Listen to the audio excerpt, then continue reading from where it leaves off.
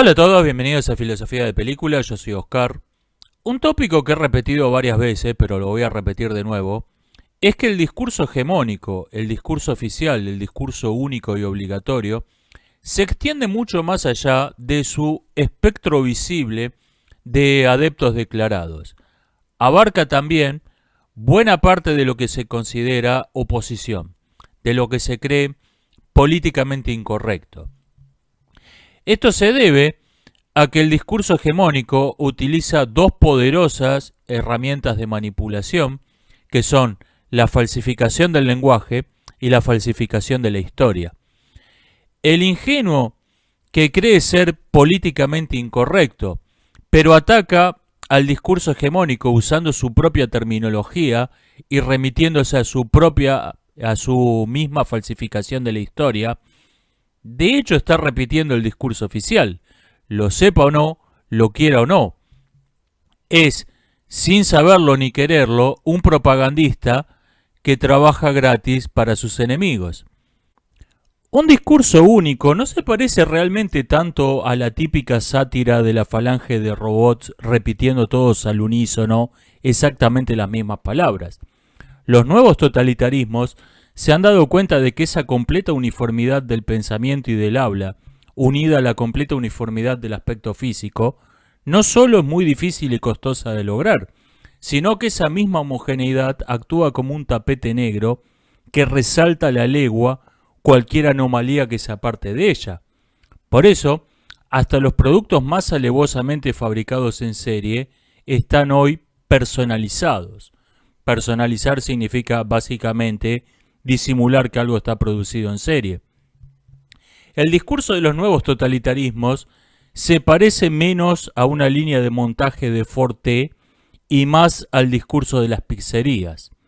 Tenemos 800.000 millones de variedades de un solo plato.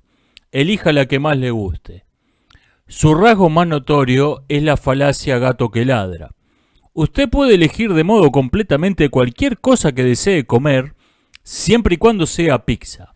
Hago esta introducción para que quede claro lo que me preocupa. Las reacciones locales y personales, de naciones, partidos, religiones, individuos a pie incluso, a la amenaza común que enfrentamos, pueden sonar muy diferentes y en algunos aspectos son culturalmente muy distintas, muy locales. Sin embargo, de fondo de todas estas peculiaridades locales, de todas estas personalizaciones, hay un discurso homogéneo que se está imponiendo gradualmente como si fuese sentido común. Un sentido común fake, un sentido común adulterado, como está adulterado el lenguaje que se usa, como está adulterada la percepción de la historia. Y este sentido común fake es dado por sentado por todo el mundo, incluyendo los que se creen opositores. Se debate sobre si la pizza napolitana es mejor que la de cebolla, pero no se discute el hecho en sí de que se va a comer pizza. Y el mejor ejemplo de este discurso único, de esta pizzería ideológica, lo resumió claramente Alberto Fernández, cito: "Nadie sabe cuándo va a terminar este martirio. Por lo tanto, la única posibilidad es hacer lo que estamos haciendo". Hay una diferencia de grado en la eficiencia de los gobiernos, en el cómo se aplican las medidas. Los gobiernos particularmente ineptos, como el del Partido Socialista Obrero Español en España, son repudiados por su incompetencia, pero no se cuestiona el qué se está haciendo. Los más enérgicos opositores al discurso oficial, los comentaristas menos políticamente correctos, repiten los mismos tópicos de este sentido común fake como si fuesen un eco. El nombre más habitual de este discurso es el modelo chino. Se elogia el modelo chino para afrontar la crisis con sus medidas draconianas, llegando a publicar algunos medios artículos hablando sobre el fracaso de las democracias o esta misma propaganda de modo más sutil del problema de la democracia para restringir las libertades individuales. porque la única posibilidad es restringir las libertades individuales. Esto está fuera de discusión. Para explicar el origen y la propagación de la peste, sin mencionar el encubrimiento sistemático del Partido Comunista Chino, desde luego, se habla del problema de la sobrepoblación y de los males de la globalización, que conecta de modo excesivo al mundo. Que lo conectó de modo excesivo al Partido Comunista Chino, querrán decir. A la vez, las muertes debidas al colapso del sistema de salud chino se explican invocando el concepto de raza. Esta enfermedad probablemente, dicen, sin el menor fundamento científico, afecte de modo especial a los asiáticos. Y lo que me alarma es que este discurso, totalmente desconectado de la realidad, es difundido no solo por medios de propaganda del Partido Comunista Chino, como el New York Times, la BBC y largos etcétera, sino por comentaristas honestos que tienen su canal en YouTube, como yo tengo el mío, y afines, y que creen de buena fe en lo que están diciendo. Más aún, lo creen en contradicción con su discurso y con sus pensamientos habituales. Un divulgador de matemáticas al que le daría un ataque de nervios si alguien le demostrase un teorema diciendo lo dijo Pitágoras, por lo tanto es verdad, usa ese mismo razonamiento, ese mismo principio de autoridad para recomendarle a sus seguidores seguir las instrucciones de la Organización Mundial de la Salud. Lo dijo la Organización Mundial de la Salud, así que debe ser verdad. Un divulgador de astronomía llama a sus seguidores a informarse solo en fuentes de información confiable de los mass media. O sea, los mismos tipos que publican cada semana que hay un asteroide que va a chocar con la Tierra y de los que ha dicho en 50 videos anteriores que esos tipos son menos profesionales que el fútbol tibetano. ¿Esas fuentes de información confiable está hablando? Y en este caso no sé qué me sorprende más.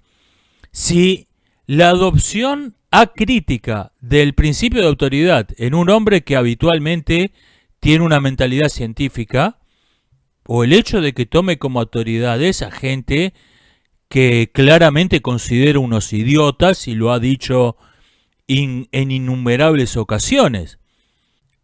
Este discurso no solo es contradicho por los hechos duros de que la enfermedad se originó en China, se propagó por culpa del gobierno chino y de la extraordinariamente corrupta Organización Mundial de la Salud, y el país más afectado del mundo, con diferencia, es China. También es contradicho por el hecho de que en Taiwán viven 24 millones de chinos amontonados como perejil en maceta en 36.000 kilómetros cuadrados, siendo además Taiwán el país más globalizado del mundo, viviendo los taiwaneses prácticamente en un 100% de la exportación de manufacturas. Al momento de escribir esto, 15 de abril del 2020, Taiwán tenía 395 casos confirmados y 6 muertos. Es además uno de los pocos países que no ha suspendido las clases y no ha restringido la circulación más que de individuos puntuales. Las claves de este éxito sin duda deben ser numerosas, pero me voy a centrar en 4 que creo que son las principales. 1. Taiwán no es miembro de la Organización Mundial de la Salud. No teniendo ningún compromiso internacional que los obligase a seguir las recomendaciones de una organización presidida por un criminal de guerra con un título de médico falso, fueron libres para improvisar sus propias medidas, y lo hicieron con mucho acierto. 2. Taiwán es una democracia. La gente de a pie se considera parte del gobierno.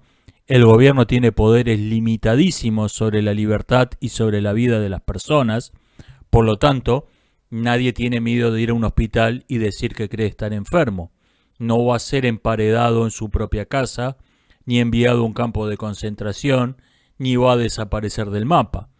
En un estado totalitario, no solo la tendencia natural del gobierno a ocultar información contribuye a esparcir la peste, también lo hace el miedo de la población.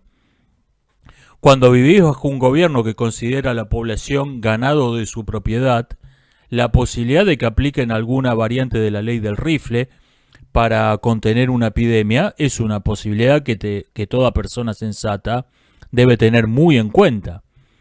El 1 de enero de 2020, 170.000 personas abandonaron la ciudad de Wuhan en un día. Sin duda muchos de ellos estaban infectados y contribuyeron a esparcir la peste por todo el mundo. Para cuando se estableció la famosa cuarentena draconiana el 23 de enero, esa medida ya era completamente inútil. Y los funcionarios que la estaban implementando, es por cierto el fracaso más elogiado en la historia probablemente, sabían perfectamente que era inútil, pero nuevamente aplicaron el principio de que ocultar lo que estaba pasando era su primera y principal función. 3. Taiwán es un país capitalista. Desconfían de la intervención estatal. El Estado solo impuso un razonamiento a las mascarillas faciales.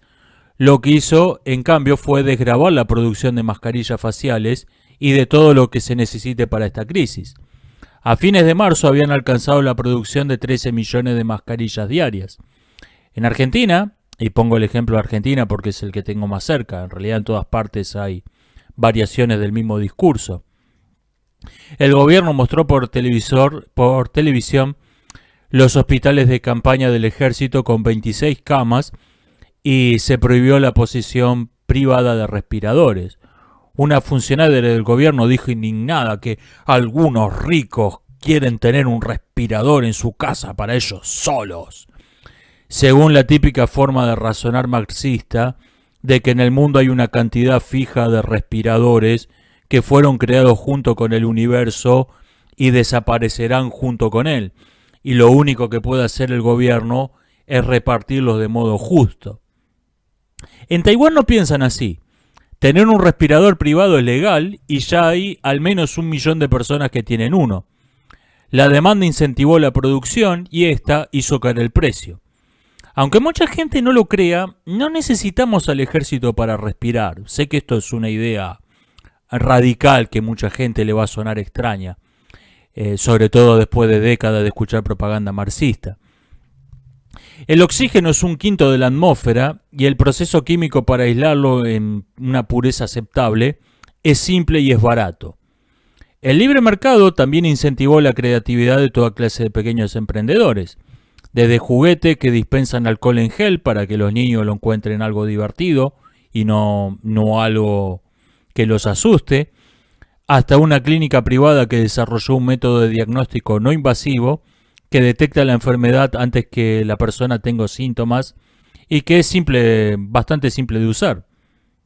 Y también que no se va a usar en ninguna otra parte del mundo, porque la Organización Mundial de la Salud no lo aprobó para no reconocerle el crédito a sus inventores.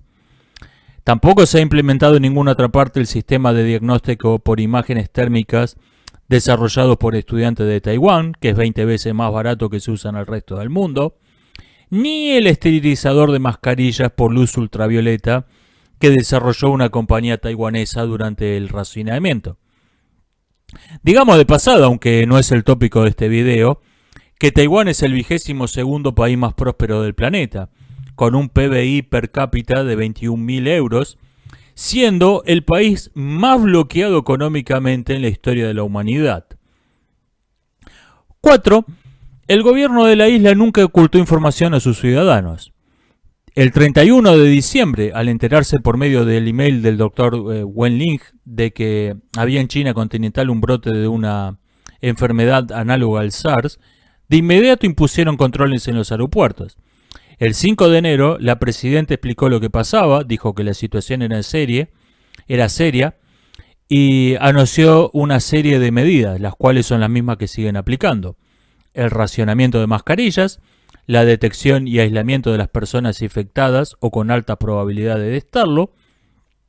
El ciudadano de a pie se enteró antes de lo que estaba pasando que muchos jefes de Estado en otras partes del mundo. Esto a su vez causa que la gente de a pie confíe en el gobierno y confíe en los medios de comunicación oficiales de la isla. Porque no iban a hacerlo. Si les dijeron la verdad mientras todo el mundo, y todo el mundo es rigurosamente literal, estaba difundiendo mentiras y lo siguió haciendo por como mínimo un mes más.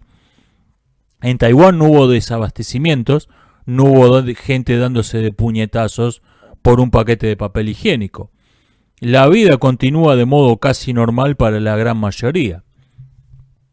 Por eso recomiendo yo también el modelo chino, pero no el de los chinos que provocaron esta pandemia en primer lugar y fracasaron de modo espectacular en controlarla después, sino el de los chinos que mejor están manejando la situación en el planeta. Modelo que resumo en 4 puntos: que se vaya al carajo la Organización Mundial de la Salud, tener una verdadera democracia, tener una economía no controlada por el Estado en general y muy en particular desregular la producción de insumos médicos necesarios. Y 4, respetar el derecho de la población a estar informada, decir la verdad sin alarmismo, pero sin ocultar los hechos. 1949, el Partido Comunista Chino toma el poder en la China continental y países aledaños. En los 20 años de socialismo puro y duro que le siguen, la completa ruina económica va a volver comunes los wet markets, mercados donde se venden animales salvajes, incluyendo ratas y gatos y perros callejeros, como una forma desesperada de obtener alimento por parte de la población. Aunque desde luego no hay datos oficiales, al menos 100 millones de personas murieron de hambre en esos años. Si consultan la Wikipedia se van a encontrar con las mentiras oficiales del Partido Comunista Chino, según las cuales en esos años la mortandad infantil en China era menor que en Nueva York y que los wet markets son una tradición milenaria china. También se van a encontrar con un dato curioso: entre 1950 y 1970 la expectativa de vida en China aumentó de modo considerable. ¡Wow! La gente vivía más que durante la guerra civil y los genocidios masivos realizados por el Partido Comunista Chino para tomar el poder. Eso es un avance, ¿eh? En 1957, una nueva cepa de la gripe es detectada por primera vez en Singapur, aunque se sabe que se originó en China. Recibe el nombre vago de gripe asiática. Se sospecha que el gobierno chino la conocía de antes y ocultó la información. 1968. Se detecta una nueva cepa de la gripe, esta vez en Hong Kong. Recibe el nombre erróneo de gripe de Hong Kong, aunque se sabe que se originó en China. Se sospecha que el gobierno chino la conocía de antes y que ocultó la información. 1972. Un grupo de médicos franceses publican el primer paper advirtiendo del riesgo epidemiológico que representan los wet markets, señalándolos como la fuente más probable de los brotes de gripe de 1957 y 1968. 1977. Se produce una falla debido a un fenómeno físico desconocido por entonces en un reactor nuclear de Bielorrusia. El reactor logra ser apagado de milagro. Un grupo de científicos bielorrusos estudia el incidente, descubre su causa y escribe un paper. El paper es prohibido por el gobierno socialista de Bielorrusia porque hablaba de que pudo haber habido un accidente, es decir, decía que algo andaba mal en un país socialista sin que la culpa fuese del bloqueo norteamericano, de los judíos o de la burguesía internacional, algo completamente inaceptable. 1986. Explota un reactor nuclear en la República Socialista de Ucrania. El incidente es una réplica exacta del incidente de Bielorrusia de 1977, solo que con menos suerte. Si los científicos ucranianos hubiesen leído el paper prohibido, el accidente no hubiese ocurrido. En noviembre de 2002 se produce el paso de un virus de un murciélago, conocido ahora como SARS-1, a un humano en China. El gobierno chino oculta la información a la Organización Mundial de la Salud hasta febrero de 2003, cuando los casos que estaban siendo detectados en todo el mundo apuntaban claramente a un origen chino. 2004. Último caso conocido de SARS-1. En los años que siguen se publican diversos estudios que señalan que la peste se contuvo solo gracias a las propiedades intrínsecas del virus: poco contagioso, sin portadores asintomáticos o con muy pocos, y un periodo de incubación breve. Medidas básicas de aislamiento de los infectados y de casos sospechosos redujeron la transmisión del virus, o R0, a 0,4. Es decir, 10 infectados contagiaban en promedio a otras 4 personas, por lo que la enfermedad tendía a desaparecer por sí misma. El manejo de la situación fue calificado entonces como desastroso. El Partido Comunista Chino se disculpa públicamente por haber ocultado la información. Esta disculpa es básicamente una burla. En un régimen totalitario, la primera y principal función de un burócrata, desde el líder del partido hasta el último funcionario provincial, es ocultar información. Y esto no puede cambiar sin que cambie el régimen. En esa época, el Partido Comunista Chino empieza a infiltrar a gran escala la Organización Mundial de la Salud. 2012, brote del mal llamado síndrome respiratorio del Medio Oriente, originado también en un wet market de China. El gobierno chino oculta la información. Cuando el primer caso fuera de China se detecta en Arabia Saudita, la Organización Mundial de la Salud se apresura a denominar la enfermedad con su nombre oficial, poniendo en evidencia que la organización ya estaba totalmente podrida, infiltrada por el Partido Comunista Chino. La enfermedad se transmite poco de humano a humano y nuevamente es eliminada en un año con medidas de aislamiento básico, a pesar del mismo manejo de la situación que había sido calificado como desastroso una década antes respecto del SARS. 2015. Cruce diplomático entre el Partido Comunista Chino y la TAM por experimentos realizados con el SARS y el MERS destinados a convertirlos en armas biológicas. 2017. La Organización Mundial de la Salud publica un libro advirtiendo del riesgo de que se produzca una fuga accidental de un arma biológica en un laboratorio en Wuhan, China.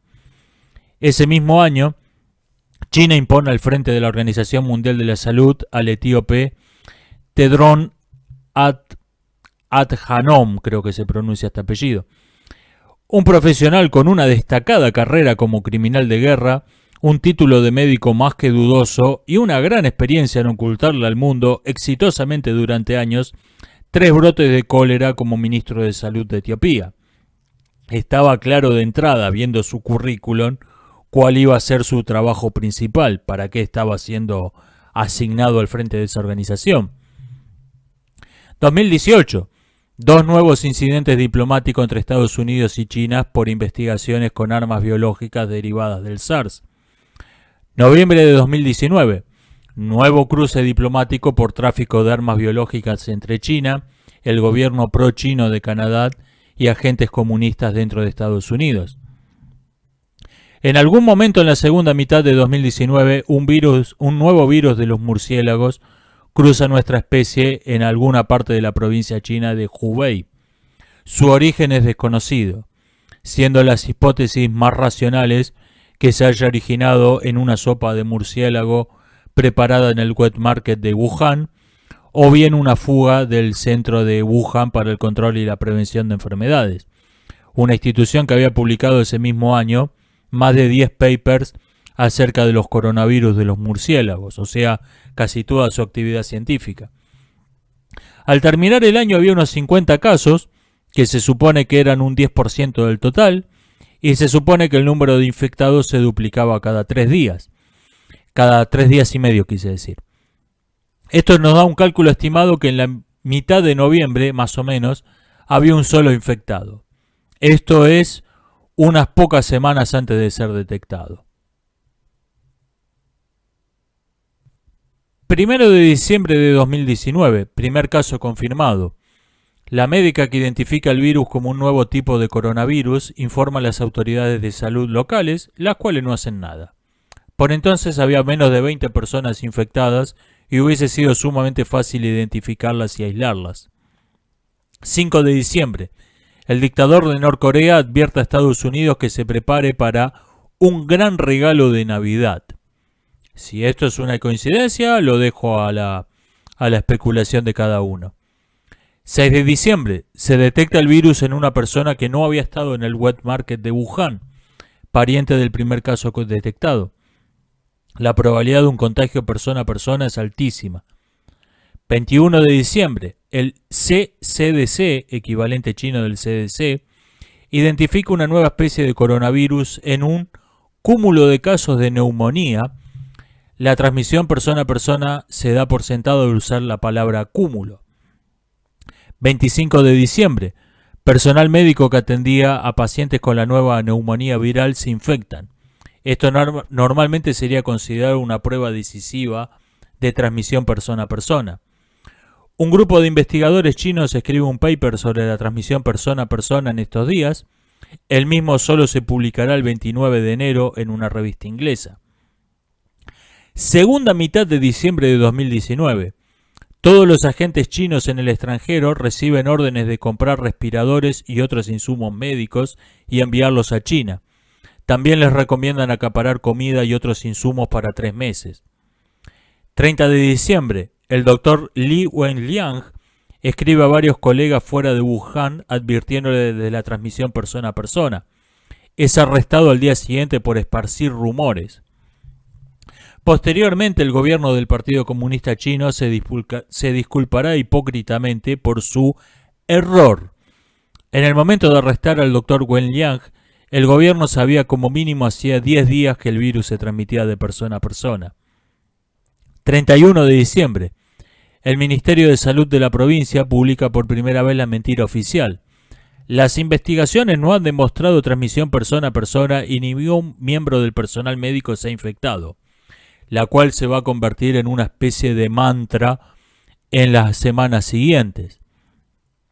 Ese mismo día, el Partido Comunista Chino se contacta por primera vez oficialmente con la Organización Mundial de la Salud, la cual solo difunde la información el 5 de enero y lo hace repitiendo todas las mentiras oficiales del Partido Comunista China, incluso usando la misma frase con exactamente las mismas palabras. 1 de enero de 2020. Al menos 8 personas son desaparecidas por informar sobre lo que estaba pasando, entre ellas el doctor Wenliang, el cual después reaparece a causa de la presión pública. Las otras 7 personas siguen desaparecidas hasta hoy. Ese mismo día, una compañía de análisis químicos en Hubei recibe la orden de las autoridades sanitarias locales de destruir todas las muestras que tengan de su provincia y no realizar nuevas pruebas. Probablemente el Estado chino no ha hecho ningún seguimiento real de la enfermedad desde entonces. Ese mismo día, 170.000 teléfonos celulares abandonan la ciudad de Wuhan. Ese mismo día, Taiwán instala controles médicos para las personas que lleguen desde Wuhan. 3 de enero. El director del CDC es notificado de la epidemia por un espía, al que se refiere con el eufemismo de un amigo que trabaja en China. Informa por teléfono al secretario de Salud y al presidente de Estados Unidos. Para ese entonces, la Organización Mundial de la Salud tenía la información como mínimo hacía 4 días. 4 de enero, Hong Kong desconfía de la información oficial y restringe los vuelos comerciales con la China continental. 5 de enero, Taiwán instala a pleno su sistema de testeos para las personas que lleguen del extranjero. Es un sistema altamente eficiente que clasifica a las personas en 3 categorías según su lugar de procedencia, si muestra o no síntomas o si ha sido testeado negativamente de otras enfermedades con síntomas parecidos, como la gripe. Detectan 113 casos de coronavirus, lo cual implica necesariamente que hay una epidemia. Le informan de esto a la Organización Mundial de la Salud, la cual oculta la información a los países miembros. 6 de enero. El CDC ofrece enviar a China expertos a investigar. El gobierno del Partido Comunista Chino rechaza la oferta. En cambio, acepta que vayan expertos de la Organización Mundial de la Salud. 8 de enero. La prensa occidental difunde las mentiras oficiales del Partido Comunista Chino en vez de la información real que ya hay disponible y que apuntan claramente a que hay una epidemia. Durante al menos un mes, los más media se van a dedicar a desinformar comparando al virus de Wuhan con la gripe y adular al Partido Comunista Chino por su extraordinaria velocidad para construir hospitales. Ese mismo día, la Organización Mundial de la Salud publica uno de sus escritos de adulación al Partido Comunista Chino más abyectos y serviles que he visto en mi vida. El texto no menciona el asunto de la transmisión persona a persona, ni en un sentido ni en otro. La OMS ya no afirma que el virus no sea contagioso, pero tampoco lo niega. Ese mismo día, la televisión taiwanesa informa por primera vez de un brote de una misteriosa neumonía viral en una ciudad de China. 10 de enero, la compañía Greenland Australia, propiedad del gobierno chino, muestra orgullosamente en las redes sociales los embarques de suministros médicos que han estado acaparando y que parten para China, para combatir una epidemia que oficialmente no existe. 11 de enero, un grupo de 21 médicos chinos, probablemente irritados por la muerte del Dr. Wen Liang, escriben un paper a la revista The Lancet, informando sobre la transmisión persona a persona del virus. 14 de enero, la OMS repite por última vez la mentira: no se han hallado evidencias de contagio persona a persona ni personal médico se ha infectado. Para ese entonces habían pasado 39 días de la primera detección de un contagio persona a persona. 15 de enero, se publica el artículo en The Lancet.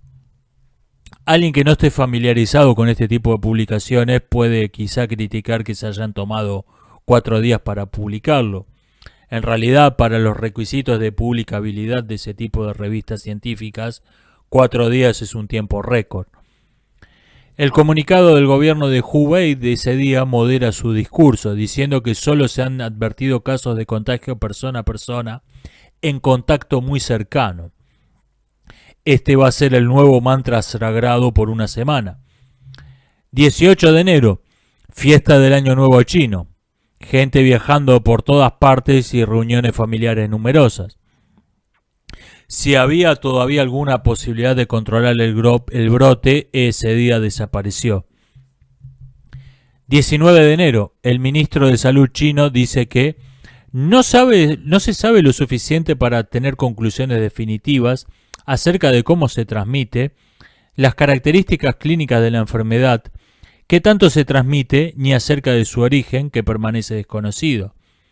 La Organización Mundial de la Salud literalmente copia y pega las mismas palabras del Ministerio de Salud chino. 20 de enero. El Ministerio de Salud de Hubei repite por última vez la mentira de que no hay información de contagio más que por contacto cercano. 22 de enero.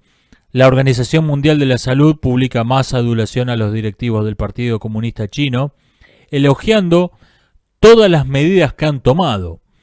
Declaración doblemente extraña porque el gobierno chino no había hecho todavía absolutamente nada.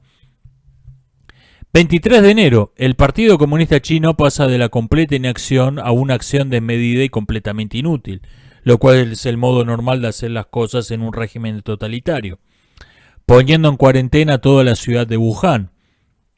Para ese entonces había cientos de personas infectadas en todo el mundo y lo sabían. 4 de febrero, un matemático muestra que los reportes que publica el Partido Comunista Chino son generados por un algoritmo basado en la información recolectada en las primeras semanas. El gobierno chino no está haciendo ningún seguimiento real de la epidemia. Abierta esto a causa de una falacia matemática muy frecuente, que es atribuir las propiedades de los grandes números a cantidades pequeñas.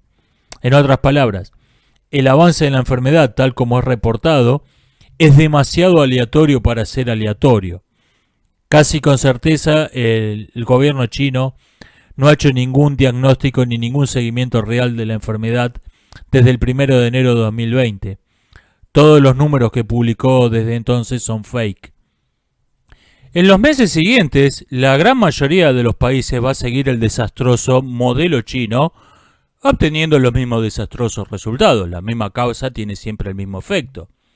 Si bien cada grupo de ineptos y corruptos locales va a personalizar el modelo chino, añadiéndole sus propias tonterías sin ningún fundamento científico, como que es una buena idea que los días pares puedan salir a la calle solo las mujeres y los días impares solo los hombres, o alguna otra estupidez por el estilo. Y cada grupo de burócratas estatales locales personaliza la receta, añadiéndole sus propias tonterías, pero todos tienen en común repetir el modelo totalitario y completamente inútil del Partido Comunista Chino: encerrar a la gente en sus casas, limitar sus actividades, lo cual provoca la ruina económica y el desabastecimiento y castigar de modo draconiano a quienes violen las medidas de la cuarentena, incluso si lo hicieron por necesidad o sin poner en riesgo a nadie. Un inglés, por ejemplo, fue arrestado, y esto salió en todos los medios locales, porque estaba aburrido en su casa y se subió a su auto, se fue al medio del campo y se puso a caminar por una banquina en la ruta, en el mismísimo medio de la nada. ¿Realmente ese tipo representaba una amenaza para la salud pública? No se están usando medidas totalitarias como un medio desagradable, aunque imprescindible, para combatir una peste.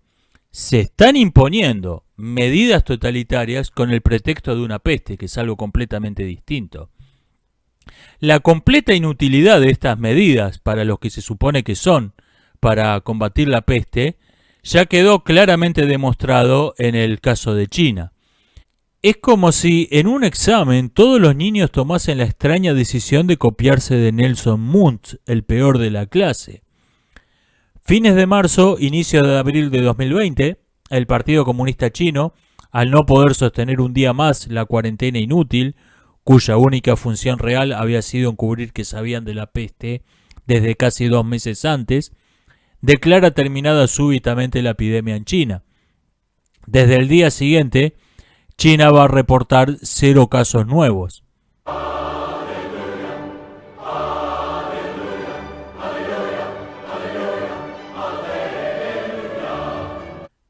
Para poder sostener esta narrativa, el gobierno del Partido Comunista Chino expulsa a todos los periodistas internacionales para que no reporten lo que está pasando realmente.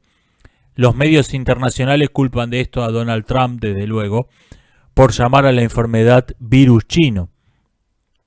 Las desapariciones forzadas de personas se hacen ya sin ningún disimulo, como es el caso de la doctora Ai Fen, la primera que identificó el virus como una nueva forma de SARS, el 1 de diciembre de 2019.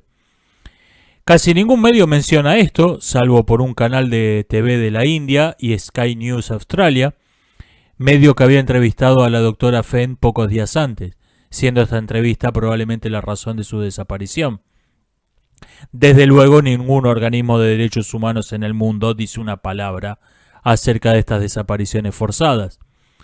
El Partido Comunista Chino empieza a vender insumos y enviar médicos a ayudar a otras naciones y compartir su experiencia. Se monta una gigantesca campaña de propaganda que muestra estas acciones como si fuesen un gesto solidario y generoso, cuando lo cierto es que China está cobrando una fortuna por esos insumos y por ese asesoramiento. Algunas personas en las redes sociales dicen haber encontrado cartas dentro de cajas de barbijo, cartas de saludo y aliento a personas en Wuhan. Eran donaciones enviadas a China por gente de todo el mundo en las primeras semanas de la pandemia. Donaciones que el gobierno del Partido Comunista Chino no repartió, sino que las acaparó y ahora se las vende a precio de usura a las mismas personas que las habían donado. Verás que todo es mentira, verás que nada es amor, que al mundo nada le importa. Gira, gira, aunque te quiebre la vida, aunque te muerda un dolor, no esperes nunca una ayuda, ni una mano, ni un favor.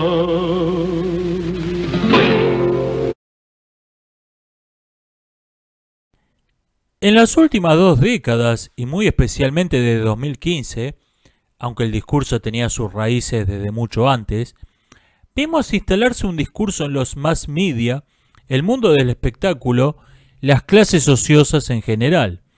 Este discurso no era homogéneo, pero tenía 3 características comunes que lo unificaban y que le daban a todas sus variantes un cierto aire de familia. 1.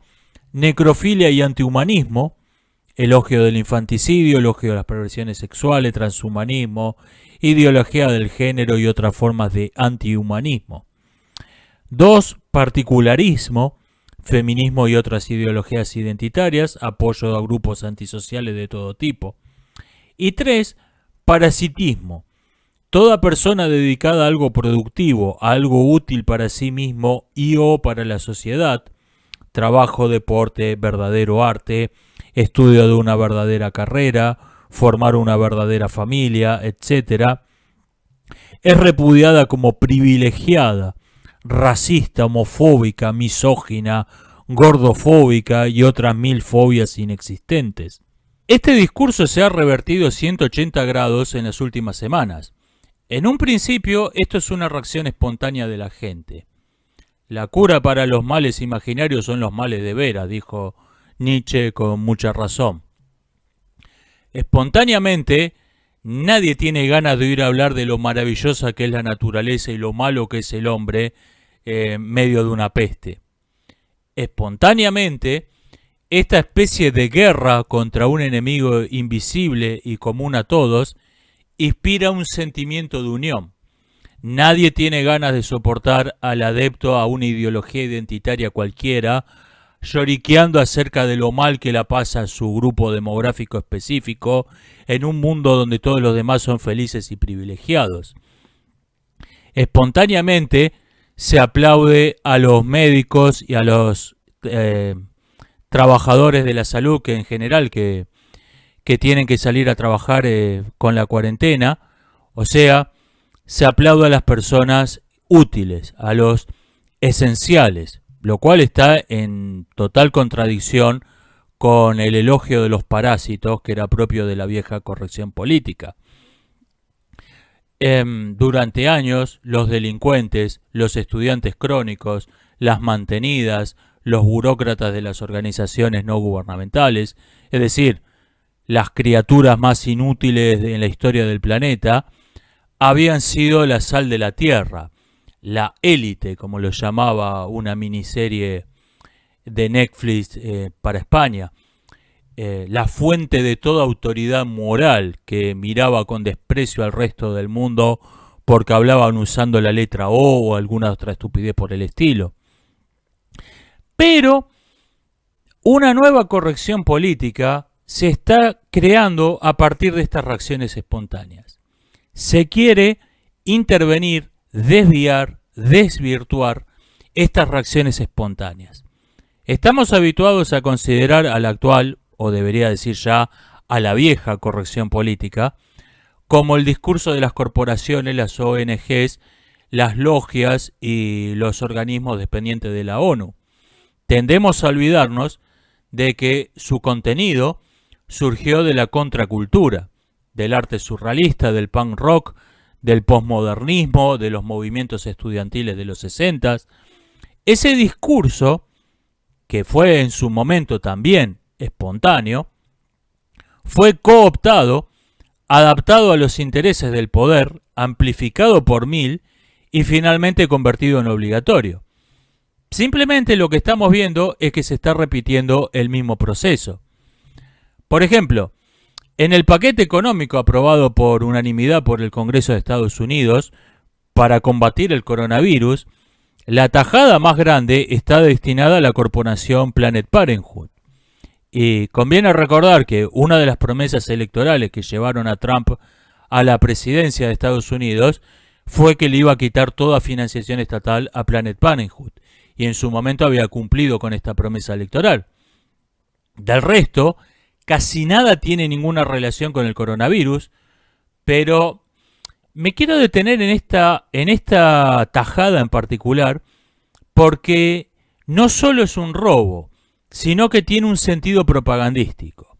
Al financiar a Planned Parenthood con los fondos para combatir el coronavirus, implícitamente se está considerando que sus empleados son parte del personal médico que está combatiendo la pandemia.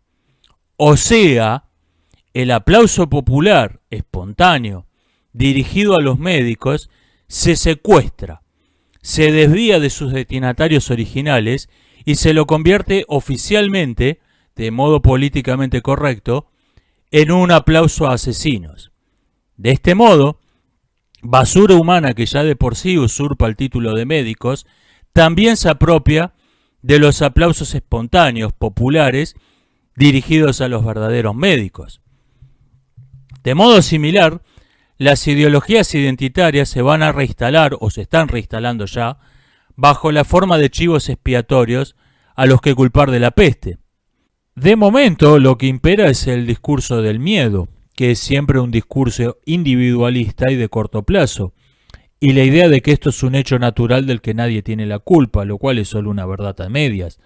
Hay un claro culpable de la situación actual, el Partido Comunista Chino, y la gente no puede permanecer perpetuamente en un estado de miedo y cortoplacismo.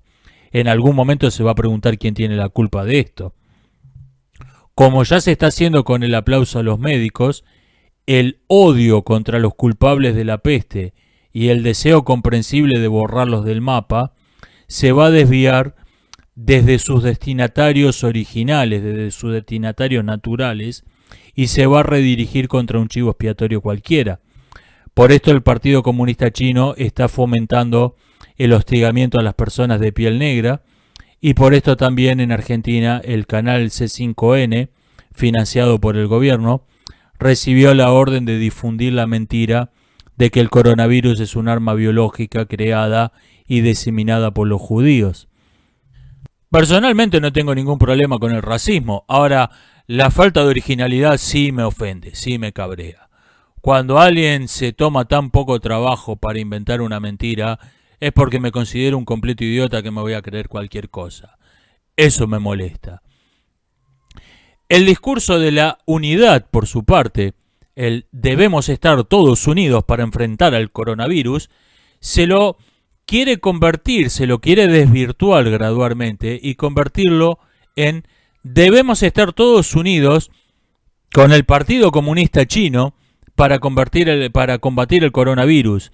Solo el Partido Comunista Chino nos puede salvar de esta peste que causó el maldito Partido Comunista Chino. La nueva corrección política es básicamente el síndrome de Estocolmo. Un síndrome de Estocolmo global y masivo, con el cual se espera que una mayoría encerrada y asustada se enamore de sus secuestradores, los vea como héroes que han venido a rescatarlos, a quienes son de hecho la causa de sus males. La vieja corrección política impuso un mandamiento de falsa moral que es común a todas sus variantes: mentir está bien, que a su vez dio origen a uno de los tipos humanos más extraños y paradójicos que haya habido en este mundo: el mentiroso virtuoso, el mentiroso por virtud, o por un concepto muy extraño de lo que es la virtud, el cual no miente violando sus principios morales, sino que miente por obedecerlos. Miente siguiendo los mandamientos de un decálogo perverso que le ordena: darás falso testimonio. En un viejo chiste, un mentiroso se justifica diciendo: para que haya una mentira hacen falta dos, uno que mienta y otro que le crea. Bueno, hasta acá me ocupé mayormente de hablar de los mentirosos, del Partido Comunista Chino y de sus apéndices, la Organización Mundial de la Salud y los mass media. Digamos algo acerca de los que le creyeron. El principio de la vieja corrección política, mentir está bien, tuvo su complemento en las masas que aceptaron ese discurso perverso, aceptaron a los mentirosos por virtud, no creyendo sus mentiras, pero sí creyendo en su virtud. Cuando alguien nos dice un disparate como, por ejemplo, que una persona puede cambiar de sexo, no nos está tomando de tontos, no espera que le creamos. Mucho menos espera que nosotros lo consideremos un tonto que cree realmente en el disparate que dice. Lo que espera es que comprendamos que está mintiendo, que dice algo en lo que no cree, pero que no lo despreciemos por ser un mentiroso, sino que lo admiremos. Algo así como: mírenme, estoy mintiendo, soy una persona maravillosa. Y la mayoría aceptó esta extraña lógica, esta lógica que es una inversión perversa del principio del derecho romano: el que miente en una, miente en todo. Principio que se transformó en: este miente descaradamente acerca de una cosa, por lo tanto debe decir la verdad en el resto. Y basándose en este principio absurdo, el mundo aceptó que gente que decía cosas como que una persona puede cambiar de sexo a voluntad eran fuentes de información confiables, y lo aceptó esto. Cuando lo cierto es que esos antecedentes no solo no justificaban esa conclusión, sino que deberían haberlo llevado razonablemente a la conclusión exactamente opuesta. La actual crisis global es en buena medida la fábula del pastorcito mentiroso a escala global.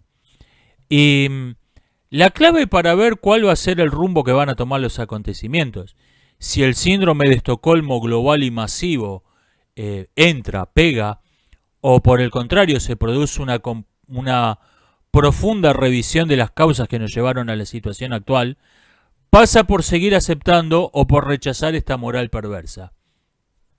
Si la moral perversa que afirma mentir está bien no es cuestionada, no es abandonada, entonces el síndrome de Estocolmo masivo es inevitable.